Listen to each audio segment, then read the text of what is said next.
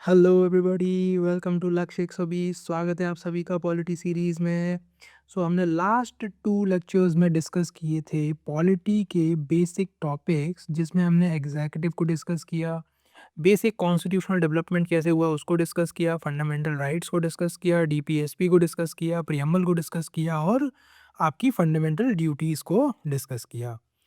In this today's lecture, we will discuss Parliament in great detail. Parliament को हमारी discuss करने वाले हैं काफ़ी डिटेल में। ठीक है, उसके बाद हम नेक्स्ट चैप्टर्स पे भी जाएंगे और उनको भी हम डिस्कस करेंगे। So without wasting our time, let's get started. This is a brief about me. My name is Vikas Sharma. So we have started with our polity. हमने कहाँ कहाँ तक कर लिया, हमने अब चैप्टर 21 पे आ गए हैं हम लोग, है ना। प्रियम जो आपका पार्लियामेंट है, अब हम आज उसको स्टार्ट करने वाले हैं। तो स्टार्ट करते हैं आज पार्लियामेंट को। Parliament basically, what is parliament, that you should know. Parliament किसी भी कंट्री की लेजिस्लेटिव ऑर्गन होती है। लेजिस्लेटिव ऑर्गन मतलब 3 विंग्स होते हैं किसी भी गवर्नमेंट के: executive, legislature and judiciary. Executive is the one which implements the laws, implements the rules, regulations, and the laws. While legislature is the wing which makes the law. ये law बनाती है, कानून बनाती है, rules बनाती है, regulations बनाती है। इसका काम बनाने का है, making का है, implement करने का काम है executive का। और जुडिशरी का काम है इसको रिव्यू करने का, कि ये दोनों काम अपना सही से कर रहे हैं या नहीं कर रहे हैं, कुछ अनकॉन्स्टिट्यूशनल चीज़ें तो नहीं हो रही हैं।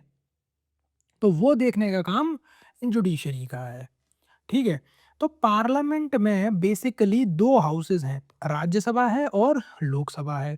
जो लोकसभा है उसको हाउस ऑफ पीपल भी कहते हैं। अब वो क्यों कहते हैं? क्योंकि ये डायरेक्टली इलेक्ट होकर आते हैं जनता से। People directly elect the MPs of Lok Sabha. Rajya Sabha में डायरेक्ट इलेक्शंस नहीं होते हैं, यहाँ पर इनडायरेक्ट इलेक्शंस होते हैं। ठीक है। इसको स्टेट्स के एमएलएज इलेक्ट करके कुछ एमपीज को राज्यसभा पहुंचाते हैं, ये आपको पता होना चाहिए। पार्ट 5 में आर्टिकल 79 से लेके 122 तक आपकी पार्लियामेंट है, ये आपको पता होना चाहिए। ठीक है।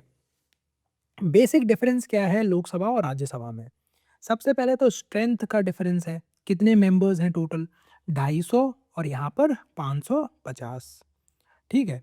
फिर इसका जो एलोकेशन ऑफ सीट्स हैं वो 7th शेड्यूल में मेंशन्ड है, कि किस स्टेट से कितने एमपीज राज्यसभा में जाएंगे, उसका वर्णन, उसका जो है मेंशन है 4th शेड्यूल में।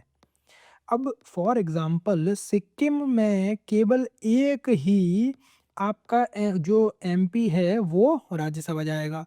वाइल उत्तर प्रदेश से लगभग 80 के आसपास, अब मुझे शायद मैं श्योर नहीं हूँ, 80 नहीं शायद 40 के आसपास हैं एमपी। शायद जो है एमपी जो लोकसभा में जाएंगे वो शायद 80 हैं, और जो राज्यसभा में जाएंगे वो शायद 40 के आसपास हैं। आप एक बार चेक कर लेना, I am not sure about the facts, है ना। ठीक है।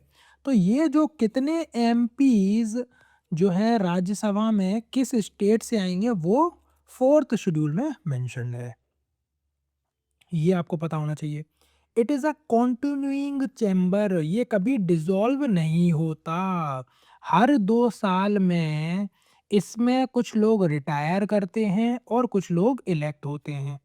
टोटल टर्म इसकी 6 ईयर्स की रहती है और इसकी 5 ईयर्स की रहती है, और ये एक परमानेंट बॉडी है।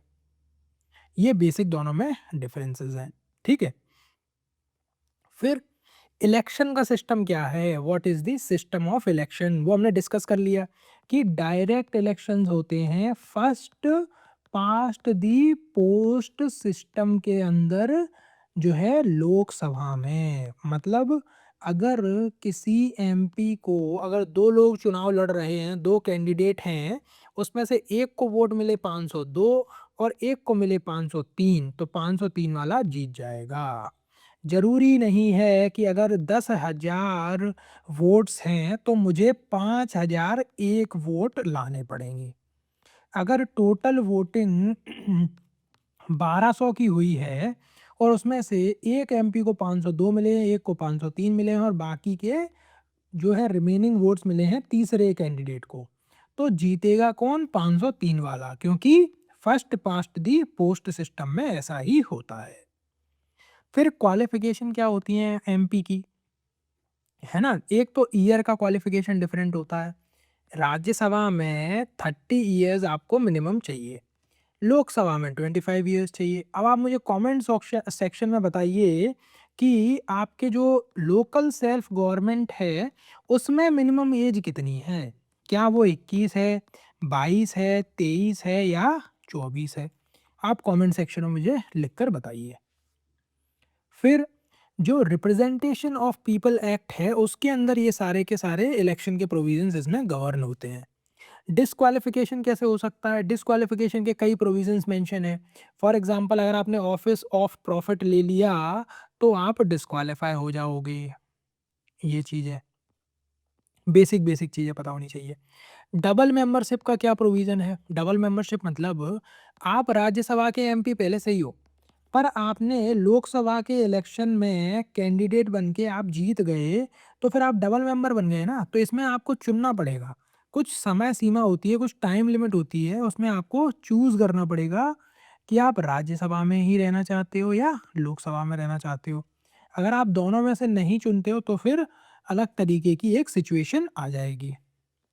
फिर प्रिसाइडिंग ऑफिसर्स कौन होते हैं पार्लियामेंट के? प्रिसाइडिंग ऑफिसर्स मतलब लोकसभा में तो आपके जो है स्पीकर होते हैं, डेप्यूटी स्पीकर होते हैं, दोनों प्रिसाइडिंग ऑफिसर्स हैं।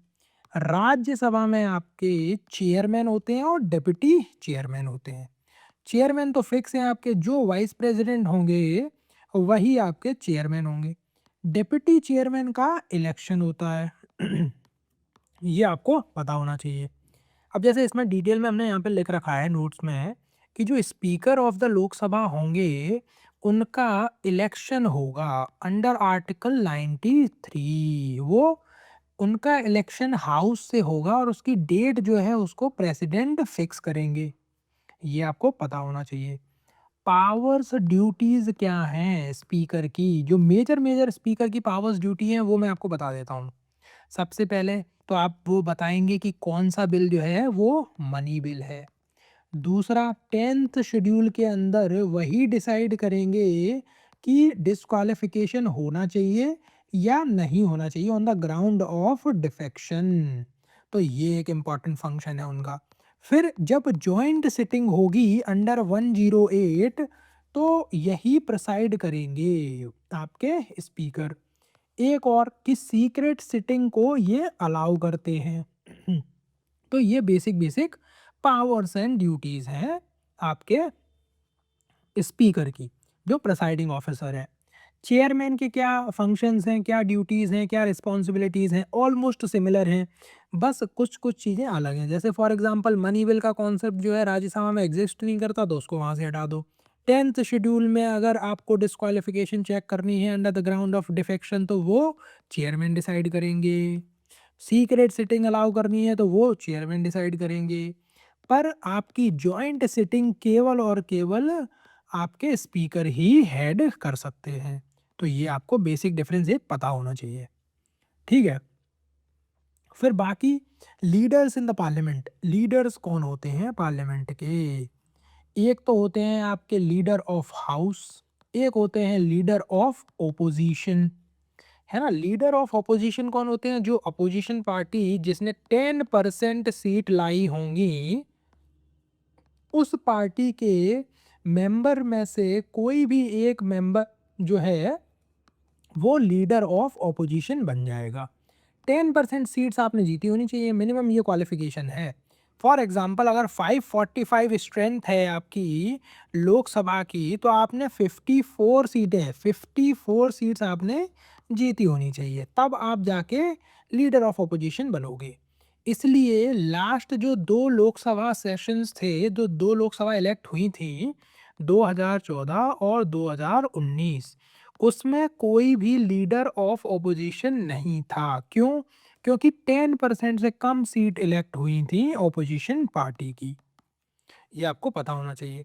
पर 2024 में क्या हुआ कि 10% से ज़्यादा सीट्स जो हैं लेकर आई है सॉरी ऑपोजिशन पार्टी, तो इसलिए उनका जो है लीडर ऑफ ऑपोजिशन बना। 99 सीट्स शायद मेरे हिसाब से जो है आपकी कांग्रेस ने इलेक्ट की हैं, इस बार उनके 99 एमपीज़ हैं, तो इसलिए उनको लीडर ऑफ ऑपोजिशन की सीट मिली है। ये आपको बेसिक डिफरेंस पता होना चाहिए कि क्या क्वालिफिकेशन होती है। व्हिप क्या होती है वो आपको पता होनी चाहिए, ठीक है। फिर important concept related to parliament, क्या होता है कि पार्लियामेंट में कुछ सेशंस होते हैं, तो वो सेशंस को समन कौन करता है, पार्लियामेंट को बुलाएगा कौन। ऑल एमपीज को, जितने भी एमपीज हैं उनको 3 सेशंस होते हैं, BMW। आपके BMW कौन से सेशंस हैं, बजट, मॉनसून और विंटर। BMW सेशंस आपके होते हैं 3 पार्लियामेंट के।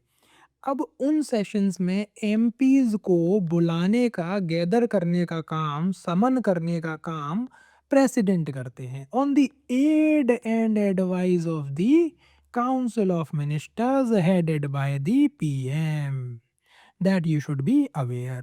कितने सेशंस होते हैं वो हमने देख ही लिया, 3 सेशंस होते हैं, है ना। फिर एडजर्नमेंट और एडजर्नमेंट शिन डाई में क्या डिफरेंस है।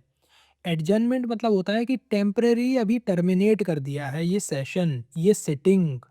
पर एडजर्नमेंट सिन डाई मतलब ये होता है कि हम डेट नहीं बता रहे हैं, अब हम कब गैदर करेंगे next time, we are not committing any date, मतलब सेशन खत्म। इसका मतलब सिंपल ये है।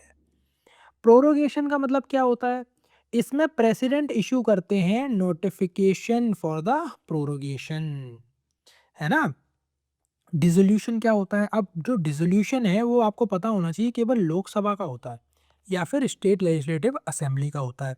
स्टेट लेजिस्लेटिव काउंसिल्स और Rajya Sabha are the permanent bodies, they can not be dissolve, है ना। अब डिसोल्यूशन का मतलब क्या हुआ, अब जैसे लोकसभा में अगर किसी की सरकार है और उसके एमपीज़ जो है चाहते हैं कि दोबारा से इलेक्शंस हों, दोबारा से वोटिंग हो, तो वो आर्टिकल 75 के अंदर जो है एक नो कॉन्फिडेंस मोशन हाउस में लेकर आएँगे और उससे सरकार जो है गिर जाएगी और प्रेसिडेंट से रिक्वेस्ट करेंगे कि जो है हाउस को डिसॉल्व कर दिया जाए और इलेक्शंस को दोबारा करवाया जाए। ये होता है इसका मतलब। कोरम का मतलब क्या होता है कि 10% मेंबर्स अगर नहीं प्रेजेंट हैं तो हाउस नहीं चलेगा, simple. Language of parliament English plus Hindi plus कोई भी शेड्यूल लैंग्वेज, ठीक है। वोटिंग कैसे होती है हाउस में, वोटिंग होती है सिंपल मेजॉरिटी सिंपल वोटिंग होगी, स्पेशल मेजॉरिटी स्पेशल वोटिंग होगी।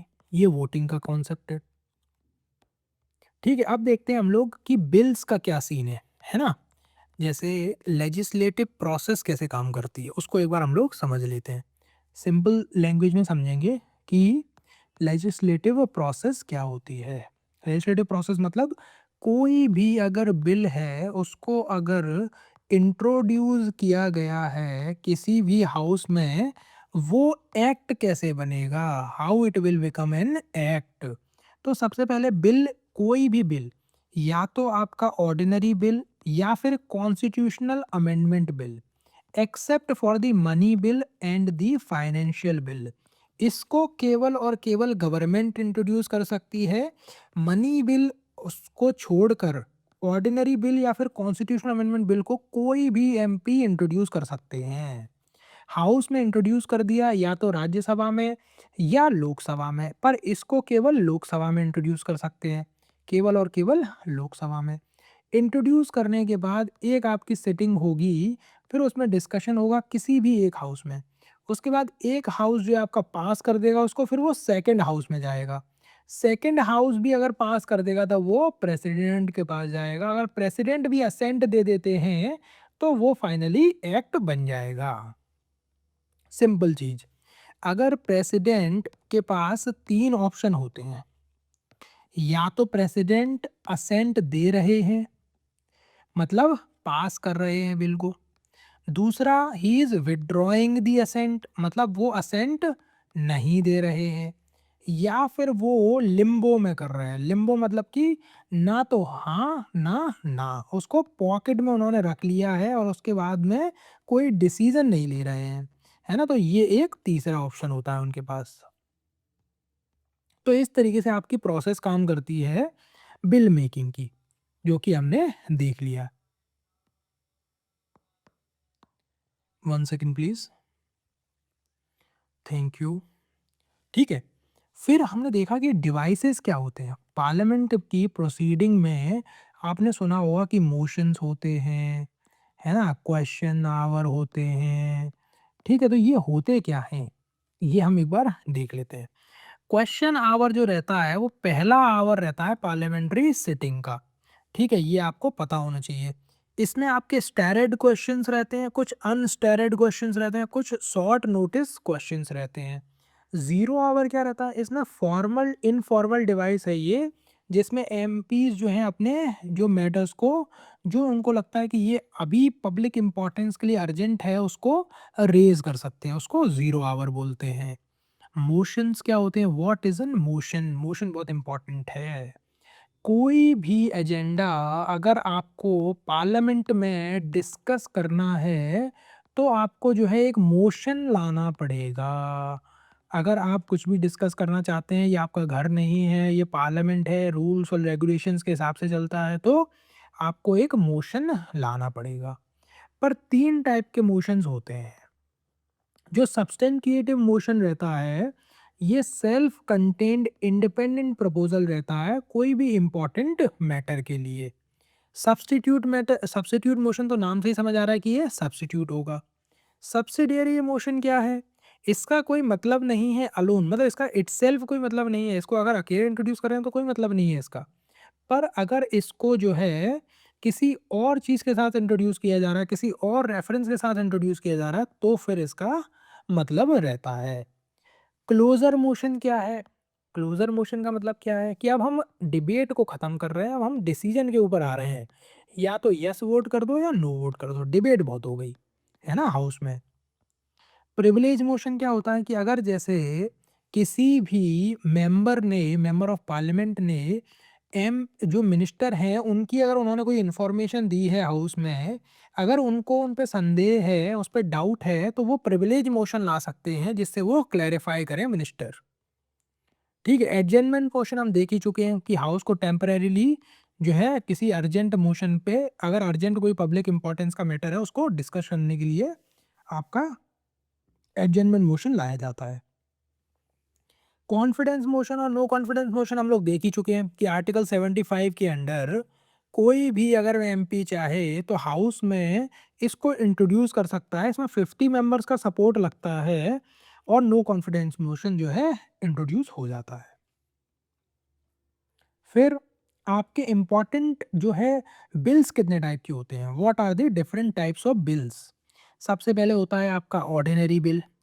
ऑर्डिनरी बिल, ठीक है, जो आर्टिकल 107 के अंदर आता है, जिसमें जनरल मैटर्स के साथ में डील करते हैं हम लोग। ये सिंपल मेजॉरिटी के साथ जो है इंट्रोड्यूस हो सकता है। मनी बिल आता है आर्टिकल 110 और आर्टिकल 109 के अंदर, 109 भी इसके अंदर आता है। ठीक है, अब ये कुछ मैटर्स के साथ में डील करता है जो कि मनी से रिलेटेड हैं। फाइनेंशियल बिल आपके आते हैं आर्टिकल 117 ए, आर्टिकल 117 बी, या फिर आर्टिकल 117 1, आर्टिकल 117 2। फिर आता है आपका एप्रोप्रिएशन बिल, जो कि आपका बजट के साथ इंट्रोड्यूस होता है। फिर नेक्स्ट इंपॉर्टेंट बिल है आपका कॉन्स्टिट्यूशनल अमेंडमेंट बिल, जो कि आर्टिकल 368 के अंदर आता है। तो ये आपको बेसिक डिफरेंसेस का पता होना चाहिए। फिर अभी हमने डिस्कस किया था कि जब बिल की हमने प्रोसेस डिस्कस की थी, एक होता है आपका प्राइवेट बिल, एक होता है आपका पब्लिक बिल। पब्लिक बिल मतलब कि जो भी मिनिस्टर्स मिनिस्टर्स कोई भी अगर बिल इंट्रोड्यूस करेंगे, तो उसको पब्लिक बिल बोला जाएगा। मिनिस्टर के अलावा कोई भी अगर मेंबर इसको इंट्रोड्यूस करता है बिल को, तो उसको प्राइवेट बिल बोला जाएगा। सिंपल चीज़ें हैं, ठीक है? ये डिफरेंस है बेसिक।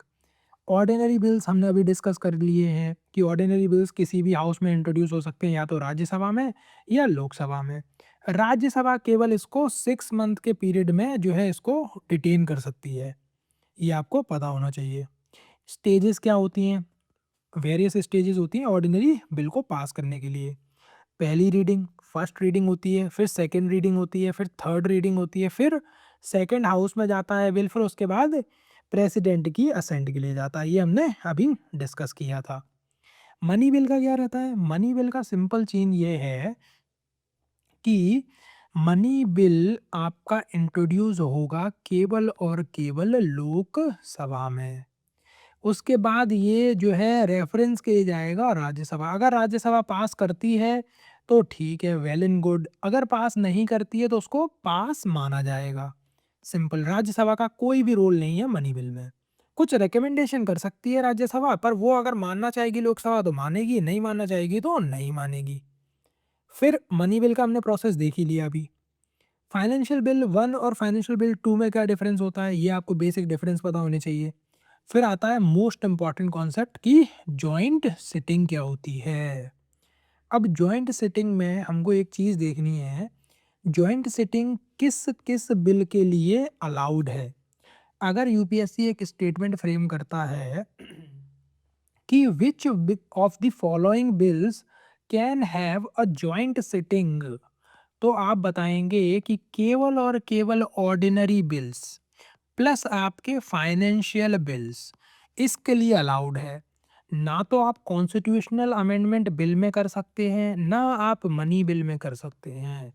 ये दोनों बिल्स में आपको जॉइंट सिटिंग अलाउड नहीं है। सिंपल चीज। फिर बजट क्या होता है? What is budget? Budget is under article 112। Article 112 में बजट को ऑफिशियली बोला क्या जाता है? बजट का फुल फॉर्म है एनुअल फाइनेंशियल स्टेटमेंट। सिंपल, ये आपको पता होना चाहिए। ठीक है। फिर एनुअल फाइनेंशियल स्टेटमेंट में आपकी रेवेन्यू और आपके एक्सपेंडिचर्स की बात होती है ना? इन दोनों की बात होगी। फिर आप इकोनॉमिक ईयर में करने क्या वाले हैं उसकी बात होगी। ये सब चीज़ें आपके जो है बजट में है। अब बजट जो है आप अपने इकोनॉमी के लेक्चर में काफ़ी डिटेल में सर उसको कवर करेंगे, तो आप वहाँ से उसको कर लेना। ठीक है। फिर हमने बजट के प्रोसेस क्या होती है, बजट की, बजट पास कैसे होता है। रिसेंटली अभी बजट इंट्रोड्यूस हुआ है, तो आप मुझे कमेंट सेक्शन में बताइए कि ये जो प्रेजेंट डिस्पेंसेशन है, जो प्रेजेंट गवर्नमेंट है, उसका कौन सा बजट है ना? कौन सा बजट है? 10वां है, 11वां है, 12वां है, 13वां है, या फिर 14th है? आप मुझे कमेंट सेक्शन में एक बार बताइए। ठीक है। अब सेशन मतलब इसमें स्टेजेस क्या होती हैं? सबसे पहले बजट को प्रेजेंट किया जाता है, फिर एक जनरल डिस्कशन होता है, फिर होती है डिपार्टमेंटल स्क्रूटनी। अगर जैसे डिफेंस का डिपार्टमेंट होगा, वो अपनी अलग स्क्रूटनी करेगा, हेल्थ का डिपार्टमेंट अपनी अलग स्क्रूटनी करेगा। फिर होगी वोटिंग। वोटिंग ऑन मतलब जो भी ग्रांट्स, जैसे जो भी आपका बजट है उसमें जो भी पैसे मिलेंगे उसको ग्रांट्स बोलते हैं, उस पे होगी वोटिंग। फिर होगा अप्रोप्रिएशन बिल का पास। जब तक अप्रोप्रिएशन बिल पास नहीं हो जाता तब तक आप पैसे नहीं निकाल सकते। ये सिंपल चीज़। फिर हो गया आपका फाइनेंशियल बिल का पास। फाइनेंशियल बिल में अदर चीज़ें भी होंगी, जैसे कुछ भी अलग चीज़ें अगर जैसे हुई, फॉर एग्जांपल जीएसटी में अगर रिफॉर्म करनी है तो वो फाइनेंशियल बिल का मैटर बन गया, है ना? तो ये आपको पता होना चाहिए। फिर ग्रांट्स कितने टाइप की होती हैं? Supplementary grants, additional grants, excess grant, vote of credit. Vote of credit क्या होता है वो आपको पता होना चाहिए। एक्सेप्शनल ग्रांट्स क्या हैं, टोकन ग्रांट्स क्या हैं, ये आपको पता होना चाहिए। पार्लियामेंट्री प्रिविलेजेस क्या होते हैं? आर्टिकल 105 एंड 2 के अंदर जो आपके पार्लियामेंट्री प्रिविलेजेस हैं वो क्या होते हैं, क्यों ज़रूरी हैं, आपको पता होना चाहिए। एक तो होता है कलेक्टिव प्रिविलेजेस। कलेक्टिव प्रिविलेजेस मतलब Lok Sabha plus Rajya Sabha as a collective body, इनके पास क्या प्रिविलेजेस हैं। सबसे पहली बात तो ये अपनी रिपोर्ट्स, डिबेट्स और प्रोसीडिंग को पब्लिश कर सकते हैं, और ये प्रोहिबिट कर सकते हैं किसी अदर इंस्टीट्यूशन या अदर इंडिविजुअल को फ्रॉम पब्लिशिंग देम। ये अपने रूल्स एंड रेगुलेशन खुद बनाते हैं, अपने हिसाब से चलाते हैं। कोर्ट्स इनकी प्रोसेस में इंटरवीन नहीं कर सकते। ठीक है, तो ये आपको पता होना चाहिए। फिर इंडिविजुअल प्रिविलेजेस क्या है कि आपको right to freedom of expression मिलता है, टोटल फ्रीडम। मतलब आप on the floor of house पे कुछ भी बोलना चाहें तो आप बोल सकते हैं। ठीक है, तो ये पता होना चाहिए आपको। और आपका जो है क्रिमिनल केसेस और सिविल केसेस में कुछ आपको इम्यूनिटी मिलती है। ये भी आपको पता होना चाहिए। फिर हम देखते हैं कि पार्लियामेंट्री कमिटीज़ कौन-सी हैं? कौन-सी कमिटीज़ जो हैं पार्लियामेंट में पॉपुलर हैं? 2 टाइप की कमिटीज़ होती हैं, स्टैंडिंग कमिटी, एक होती है आपकी एड हॉक कमिटी। जो एड हॉक कमिटीज़ हैं वो है टेम्परेरी कमिटीज़, और जो आपकी स्टैंडिंग कमिटीज़ हैं वो हैं आपकी परमानेंट कमिटीज़, जो कि periodically year on year basis पे कॉन्स्टिट्यूट होती हैं। कैबिनेट कमिटीज़ कौन-सी हैं? कैबिनेट कमिटीज़ का मतलब ये होता है कि आर्टिकल 77(3) के अंदर president shell make rules for more convenient transaction of business of government of India and for allocation among ministers of the said business. तो इसके लिए जो है आपको कैबिनेट की कमिटीज़ बनानी पड़ती हैं। अब जो आपकी rules committees, business rules committee, business advisory committee और जनरल पर्पस कमिटी, ये 3 कमिटीज़ जो हैं, वो हाउस के जो प्रिसाइडिंग ऑफ़िसर्स होते हैं, वो इनको चेयर करते हैं। हाउस में जो भी रूल्स बनने हैं, जो भी चेंजेज़ होने हैं, उनकी इंटरप्रिटेशन क्या होगी, उसको जो है प्रिसाइडिंग ऑफ़िसर डिसाइड करेंगे। बिज़नेस एडवाइज़री कमिटी, किस तरीके से बिज़नेस चलेगा, उसका भी डिसीज़न यही लेंगे। ठीक है? फिर आती है आपकी एस्टिमेट कमिटी, आपकी पब्लिक अकाउंट्स कमिटी, और आपकी एक कमिटी और है general committee on public undertaking. ठीक है? जो एस्टिमेट कमिटी है उसके जो मेंबर्स होंगे वो 30 मेंबर्स होंगे, वो सारे के सारे लोकसभा से होंगे, ये आपको पता होना चाहिए। अब इसका फंक्शन क्या है? फंक्शन है इसका to examine the budget and also suggest economies of public expenditure, ये आपको डिफरेंस पता होना चाहिए। पब्लिक अकाउंट कमेटी क्या करती है? अब इसमें जो है लोकसभा प्लस राज्यसभा दोनों के मेंबर्स होते हैं, ये आपको पता होना चाहिए। जो कैग जो रिपोर्ट बनाते हैं, उस रिपोर्ट को ऑडिट करने का काम इनका होता है। ये कमेटी उसको देखती है, रिपोर्ट में कोई गलती तो नहीं है, अगर कोई गलती है तो सरकार से सवाल पूछने का काम इनका है। पब्लिक अंडरटेकिंग की कमेटी में भी दोनों मेंबर्स रहते हैं, लोकसभा प्लस राज्यसभा। ये एग्जामिन करते हैं पब्लिक सेक्टर अंडरटेकिंग को। ठीक है, ये आपको पता होना चाहिए। फिर उसके बाद आपकी कुछ होती हैं डिपार्टमेंटल स्टैंडिंग कमिटीज, जो कि 24 इन नंबर्स हैं, और लोकसभा और राज्यसभा दोनों के मेंबर्स इसमें रहते हैं। ठीक है, अब नेक्स्ट हमारा है स्टेट लेजिस्लेटिव असेंबली। सिंपल, इसमें भी सिंपल चीज़ें हैं, सेम सेम चीज़ें हैं। कुछ स्टेट ऐसे हैं जो आपको याद रखने हैं जिसमें बाई कैमरल लेजिस्लेचर है। अब वो स्टेट्स कौन से हैं? आंध्रा, तेलंगाना, कर्नाटक, महाराष्ट्र, उत्तर प्रदेश एंड बिहार। मेरे हिसाब से वेस्ट बंगाल भी इसमें होना चाहिए। आप एक बार चेक कर लेना गूगल से कि वेस्ट बंगाल इस लिस्ट में है या नहीं है। ठीक है। फिर लेजिस्लेटिव काउंसिल का प्रोविज़न कौन से आर्टिकल में मेंशन है? अब इसको पास कैसे किया जाए, है ना? इसको बनाया कैसे जाए, ड्यूरेशन क्या रहता है दोनों का, वो आपको की डिफरेंस पता होना चाहिए। और बाकी जो भी फंक्शंस हैं, executive functions, legislative functions, financial functions, जितने भी फंक्शंस हैं, सारे के सारे सिमिलर हैं। ठीक है? अब हम जो है नेक्स्ट हमारा टॉपिक जो है वो है आपका सुप्रीम कोर्ट, और फिर आएगा हमारा हाई कोर्ट। तो अभी हम सुप्रीम कोर्ट और हाई कोर्ट डिस्कस कर लेते हैं इस लेक्चर में। बाकी जो भी पेंडिंग टॉपिक्स होंगे उसको हम नेक्स्ट लेक्चर में डिस्कस कर लेंगे। तो सुप्रीम कोर्ट जो है आपका, वो आपका हाईएस्ट जुडिशियली अथॉरिटी है इंडिया में, जो कि पार्ट 5 में आर्टिकल 124 से 147 में मेंशन्ड है। अब इसमें जजेस का अपॉइंटमेंट कैसे होगा, व्हाट इज़ द क्राइटेरिया, वो पता होना चाहिए आपको, है ना? कि क्राइटेरिया कैसे होता है। प्रेसिडेंट इलेक्ट करते हैं, प्रेसिडेंट अपॉइंट करते हैं किसी भी जज को on the basis of the recommendation of the, आपकी एक वो बनती है कमिटी, उसको 4+1 मेंबर जो हैं उसमें रहते हैं। एक आपके सीजीआई रहते हैं, प्लस आपके 4 जो है सीनियर मोस्ट मेंबर्स रहते हैं या सीनियर मोस्ट जजेस रहते हैं सुप्रीम कोर्ट के, जिसको कलेजियम भी बोलते हैं, कोलिजियम कोलिजियम, है ना? ये सुप्रीम कोर्ट की कोलिजियम होती है, वही अपॉइंट करती है इनडायरेक्टली। और इसको जो है क्रिटिसाइज भी बहुत किया जाता है इंडिया में कि जजेस आर अपॉइंटिंग देमसेल्फ, जजेस ही खुद को अपॉइंट कर रहे हैं, और अंकल जज सिंड्रोम नाम की चीज़ भी इंडिया में एग्जिस्ट करती है। क्वालिफिकेशन क्या है? या तो आप सिटीजन ऑफ इंडिया हैं प्लस पहली क्वालिफिकेशन, दूसरी आपने कोई भी जुडिशियल ऑफिस होल्ड करी है 5 इयर्स के लिए, तीसरा आप 10 साल के लिए एडवोकेट रहे हैं हाई कोर्ट में, प्लस अगर आप डिस्टिंग्विश्ड ज्यूरिस्ट हैं, अगर आप बहुत ही डिस्टिंग्विश्ड ज्यूरिस्ट हैं प्रेसिडेंट की नज़र में, तो भी आप एलिजिबल हैं। ये चीज़ आपको पता होनी चाहिए। टेन्योर आपका कोई ये फिक्स नहीं है कि आप 30 साल सर्विस करेंगे, 35 करेंगे या 45 करेंगे। Tenure is based on the, आप अगर 65 के हो गए, आपकी सर्विस भले ही 5 साल की हुई है, आप 60 में इलेक्ट हुए, 65 में आप जो है टर्म खत्म हो गई आपकी। फिर रिमूवल प्रोसेस कैसे काम करता है? जजेस इंक्वायरी एक्ट, अभी एक रिमूवल का वो जो है प्रोसेस भी चल रहा है। एक हाई कोर्ट के जज हैं जस्टिस वर्मा, जस्टिस वर्मा के खिलाफ जो है इंक्वायरी चल रही है जजेस इंक्वायरी एक्ट में, उनको रिमूवल का प्रोसेस जो है उनके लिए लाया गया है।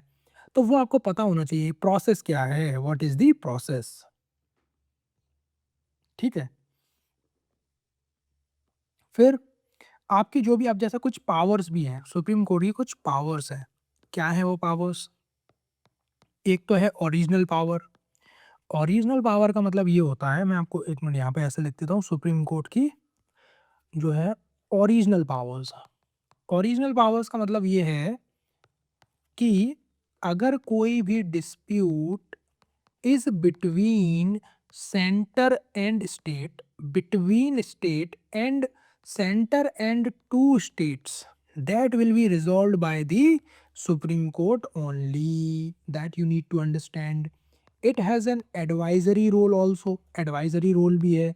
ठीक है, इसका रिट का भी रोल है ना, रिट भी तो इशू करते हैं सुप्रीम कोर्ट। जो 5 रिट्स हैं वो आप मुझे कमेंट सेक्शन में लिख के बताएंगे कि 5 रिट्स कौन सी हैं। मैं आपके लिए यहाँ पे शॉर्ट फॉर्म लिख देता हूँ जिससे आप एक बार जो है उसको लिख पाएँ। आप इसको जो है कमेंट बॉक्स में मेंशन करिए कि कौन सी रेट्स जो है इशू करते हैं सुप्रीम कोर्ट।